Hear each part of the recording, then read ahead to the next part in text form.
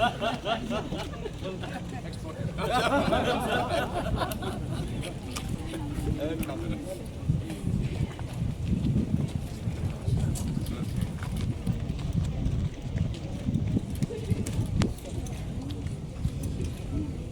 and gentlemen, I would like to inform Olympic song have arrived. We welcome our guests today.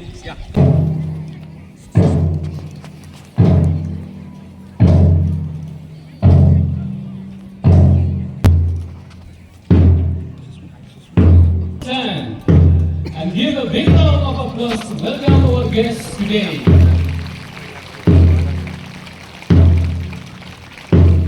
St. Anthony's Higher Secondary School, Pynursla, was founded in the year 1957 under the pioneering work of great leaders that our school has served this region in the field of education, but to the local populace of the region.